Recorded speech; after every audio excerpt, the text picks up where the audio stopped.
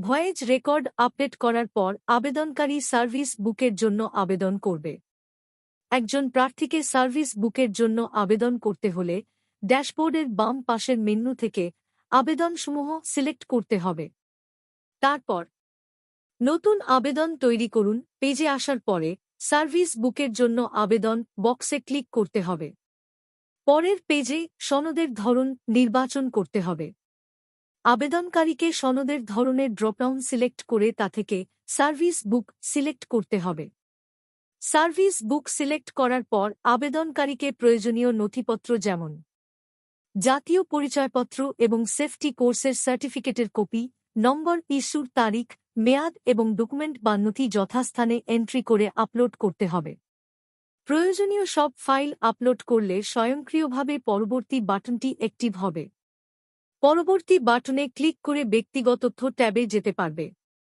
ব্যক্তিগত তথ্যে আবেদনকারী নিজের তথ্য নিশ্চিত করে ডিক্লারেশনে টিক দিয়ে সম্পন্ন বাটনে ক্লিক করবেন। এর মাধ্যমে সার্ভিস বুকের আবেদনটি সফলভাবে সম্পন্ন করা হল। সফলভাবে আবেদন করার পর আবেদনকারী ড্যাশবোর্ডে গেলে তার আবেদনটির স্ট্যাটাস, চলমান অবস্থা ও ফলাফল দেখতে পারবে।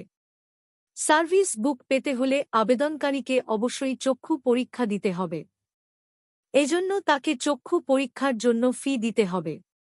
এর জন্য আবেদনসমূহ টেবিলের সার্ভিস বুক আবেদনের সর্বরানে বিস্তারিত বাটনে ক্লিক করতে হবে।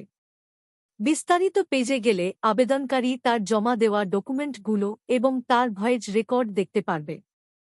পেমেন্ট করতে হলে উপরের ডান পাশে পেমেন্ট করুন বাটনে ক্লিক করতে হবে।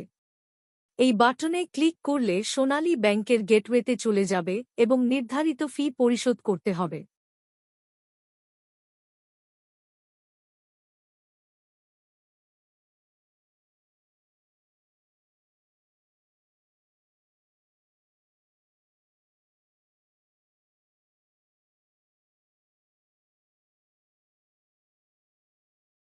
ট্রানজ্যাকশনটি সফল হলে আবেদনকারী আবার ড্যাশবোর্ডে ফেরত আসবে।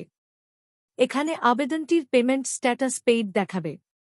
এরপর আবেদনকারীর ডকুমেন্ট যাচাইয়ের পর সরাসরি পরীক্ষকের কাছে চলে যাবে চক্ষু পরীক্ষা দেওয়ার জন্য। আবেদনকারী তার পরীক্ষার ফলাফল ড্যাশবোর্ড থেকে দেখতে পারবে।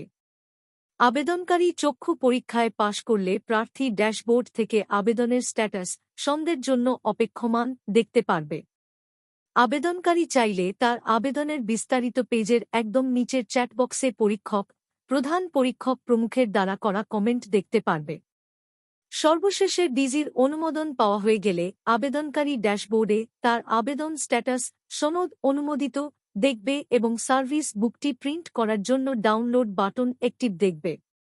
এরপর প্রার্থী অন্যান্য আবেদন করতে পারবে এবং তার কাছে ডাকযোগে বা সরাসরি সার্ভিস বুকটি দেওয়া হবে।